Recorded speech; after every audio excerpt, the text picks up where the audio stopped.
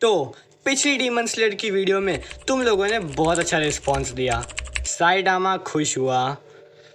Okay तो ये है पार्ट 2 और आज मैं डीमन स्लेयर के टॉप 10 स्ट्रॉन्गेस्ट कैरेक्टर्स बताने वाला हूँ। इस लिस्ट में एक एक कैरेक्टर की बहुत ओपी फीट है, तो वीडियो पूरी देखना क्योंकि वीडियो के लास्ट में एक सरप्राइज भी है तुम लोगों के लिए। साथ ही साथ नीचे के कैरेक्टर्स की रैंकिंग पर मैं बात कर चुका हूँ, तो आप लोगों को वीडियो देखना मत भूलना। वीडियो थोड़ी सी भी पसंद आए तो वीडियो को लाइक करना और ऐसे ही क्वालिटी वीडियोस के लिए चैनल को सब्सक्राइब कर देना। मैं इस रैंकिंग सिस्टम के रूल्स पार्ट 1 में बता चुका हूँ, तो एक काम करता हूँ यहाँ फिर से बता देता हूँ। तो पहला रूल ये है कि मैं इसमें कैरेक्टर्स के सीरीज़ में दिखाए गए मोस्ट पावरफुल वर्जन्स की बात करूँगा। दूसरा रूल ये है कि मैं जितने भी डीमंस की बात करूँगा वो मुजान के कंट्रोल से बाहर है, तो ऐसे में फेयर रैंकिंग्स होगी। लास्ट एंड लीस्ट रूल, मेरी रैंकिंग आपकी रैंकिंग से अलग हो सकती है, तो भड़कना मत, इसके बदले अपनी रैंकिंग्स और ओपिनियंस कमेंट्स में डाल सकते हो। तो और ज़्यादा बात नहीं करेंगे और बढ़ते हैं रैंकिंग्स की तरफ। Starting from the 10th rank हमारे पास है वाटर हाशिरा गियू तोमियोका। गियू जैसा कि आप सभी को पता है 3rd स्ट्रॉन्गेस्ट हाशिरा है और बहुत लोगों का फेवरेट हाशिरा है। वो वाटर ब्रीथिंग यूज करता है। आपने पूरे एनीमे में गियू की 3 फाइट्स देखी है। एक लोअर रैंक फाइट रुई के साथ जिसमें उसने रुई को 1 शॉट कर दिया था। दूसरी फाइट आकाजा के साथ जिसमें गियू फुल पावर आकाजा के सामने बिना फेटल इंजरीज के सर्वाइव कर पाया था। साथ ही साथ आपको बता दूं, मुजान के साथ फाइनल फाइट में सिर्फ 2 हाशिरा सर्वाइव कर पाए थे और उनमें से एक गियू भी है। फीट्स की बात करें तो मार्क गियू ने एक टाइम के लिए आकाजा को स्पीड में सरपास कर दिया था और बहुत कम एनर्जी होने के बावजूद भी रेड ब्लेड को अनलॉक कर लिया था। जिन्हें नहीं पता रेड ब्लेड क्या है उन्हें ऊपर से बता देता हूँ। तो जब डीमन स्लेयर की ब्लेड या वेपन का कलर रेड हो जाता है तो उसे रेड ब्लेड कहते हैं। इससे ब्लेड की पावर एंड इफेक्टिवनेस बढ़ जाती है और इस ब्लेड से जब डीमंस पर अटैक किया जाता है तो उनकी रीजनरेशन को बहुत इफेक्ट पड़ता है। तो इन्हीं रीजंस के साथ मैं गियू को 10th स्पॉट पर रखूंगा। Moving on to the 9th spot, जिसका नाम सुनकर तुम आग बबूला हो जाओगे, आता है आकाजा अपर मून 3। खोपड़ी तोड़ साले। रुको भड़को मत, मैं बताता हूँ। तो देखो, जैसा कि तुम सभी को पता है आकाजा एक ऐसा डीमन है जो बेयर हैंडेड लड़ता है। आकाजा के पास कंपास नीडल है जिससे वो किसी भी इंसान की फाइटिंग स्पिरिट को डिटेक्ट कर सकता है। ये उसे एक फाइट में बहुत एडवांटेज देती है। हम आकाजा का पावर लेवल ये देखकर कह सकते हैं कि उसने लिटरली रेनगोकू को खेलते खेलते मार दिया। हाँ, प्लस वो ऐसा डीमन भी था जो अपना हेड फिर से रीग्रो कर पाया था। वो तो उससे अपना पास्ट याद आ गया, वरना तो तांजिर और गियू उस टाइम तो समझो मरना पक्का था उनका।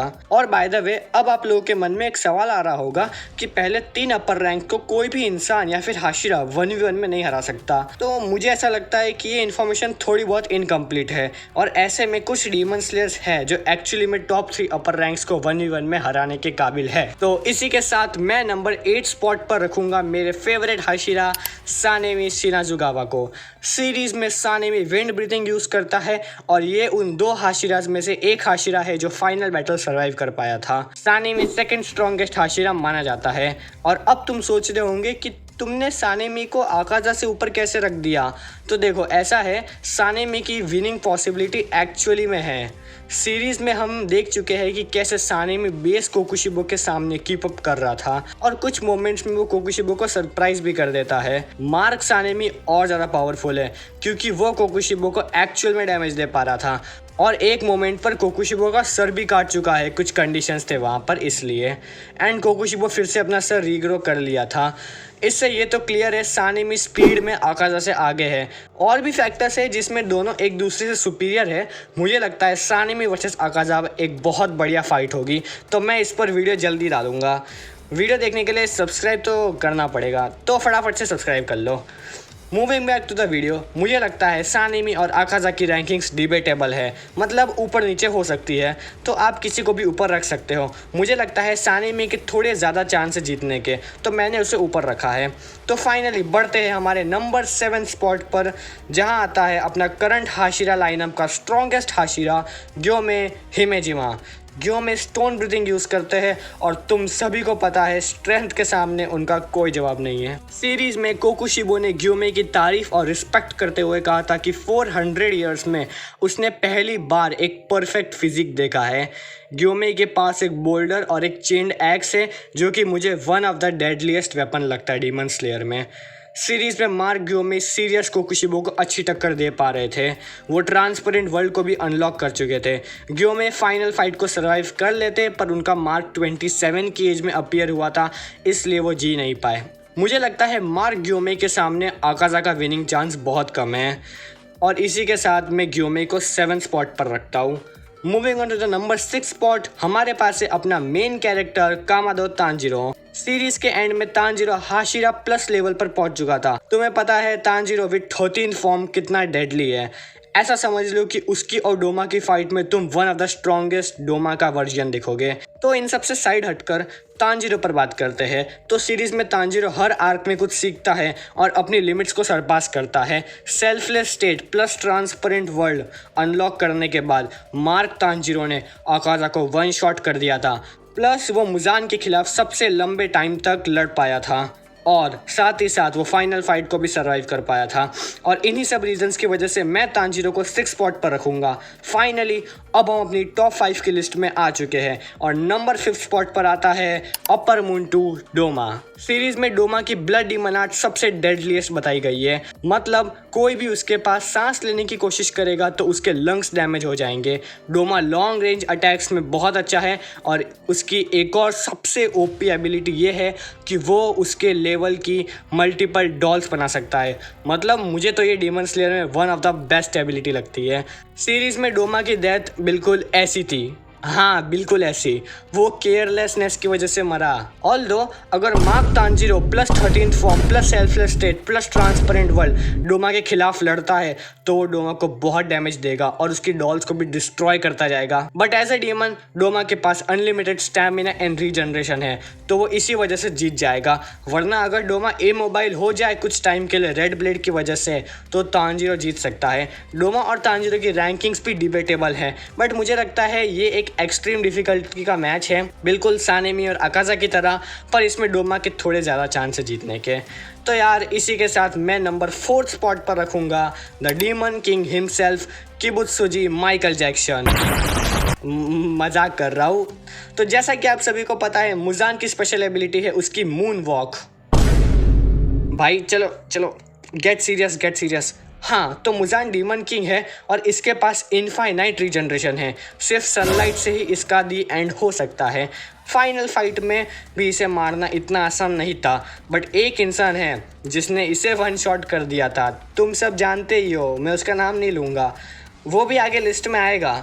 इसके साथ साथ ही मुजान अपनी बॉडी से ब्लेड्स जैसा कुछ निकाल सकता है जिनमें पॉइजन होता है और वो बहुत शार्प होते हैं। हाशिरास को अगर टाइम पर ये एंटीडोट नहीं मिलता तो उनका भी दी एंड था।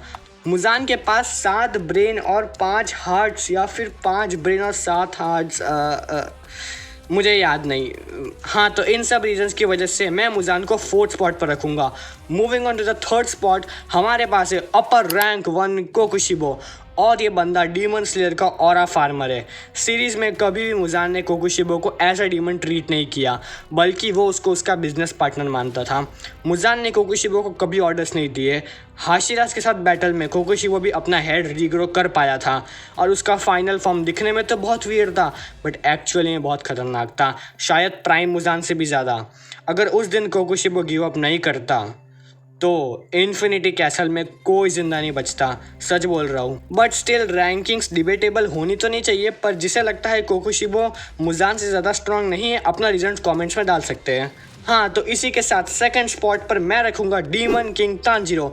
जिन्हें नहीं पता उन्हें बता दूँ, सीरीज़ के एंड में तांजीरो डीमन किंग बन जाता है। Demon king Tanjiro 2nd spot पर इसलिए है क्योंकि ये बंदा सन से भी रेजिस्टेंट था। मतलब सन रेज भी इसका कुछ नहीं बिगाड़ पाएगी। इसका रीज़न ये है कि जैसे नेजुको एज ए डीमन सन को कॉन्कर कर ली थी वैसे ही तांजीरो भी कर पाएगा, जस्ट लाइक हिज सिस्टर। बाद में वो फिर से नॉर्मल हो जाता है, वो बहुत लंबी कहानी है, कभी और बात करेंगे। तो फाइनली इसके साथ मैं रखूँगा नंबर 1st स्पॉट पर और कोई नहीं बल्कि गैन्या को। भाई मजाक कर रहा हूँ, गुस्सा मत होना। फर्स्ट स्पॉट पर आता है none other than Yoriichi Tsugikuni, the most powerful demon slayer ever. ये बंदा 80s की एज में कोकुशिबो को मारना और मुजान को वन शॉट में मारा था, बट मुजान उस दिन बच गया था, तुम्हें भी याद होगा। योरिची मार्क के साथ पैदा हुआ था, इसलिए वो 25+ ईयर्स तक जी पाया। मांगा में इसके मैच का कोई नहीं है। ये बंदा इतना स्ट्रॉन्ग है कि मुजान और सारे अपर मून्स मिलकर भी इसको नहीं हरा सकते। योरिची वो डीमन स्लेयर है जिसने बाकी ब्रीथिंग स्टाइल्स क्रिएट की थी, और बाकी इसकी बैक स्टोरी बहुत सैड है यार, इस पर भी बात ज़रूर करेंगे। तो फाइनली अब मैं वो सरप्राइज बता देता हूँ। तो सरप्राइज और कुछ नहीं है बल्कि एक और रैंक है, विच इज़ रैंक 0। और इस रैंक पर और कोई नहीं बल्कि आता है द लेजेंडरी गॉड मुराटा। जैसे ओपीएम का किंग वैसे डीमन स्लेयर का मुराटा। ये बंदा इतना गॉटेड है कि इसने सारी फाइट्स इन्फिनिटी कैसल वाली प्लस मुजान वाली फाइनल फाइट सरवाइव की थी। इस बंदे को एक खरोच भी नहीं आई थी। पता है क्यों? क्योंकि ये यूज़ करता है लक ब्रीथिंग। हाँ, तो इसी के साथ हमारी फाइनली ये रैंकिंग्स ख़त्म होती है। आपको ये रैंकिंग्स और ये सीरीज़ कैसी लगी कमेंट्स में बताना। वीडियो पसंद आई हो तो वीडियो को लाइक करना और ऐसे ही एनीमे वीडियोस के लिए चैनल को सब्सक्राइब करना। तुम लोग अपना फेवरेट कैरेक्टर का नाम कमेंट्स में लिखना मत भूलना। मेरा फेवरेट कैरेक्टर तो सानेमी है। तो मिलते हैं अगली वीडियो में, तब तक के लिए बाय बाय।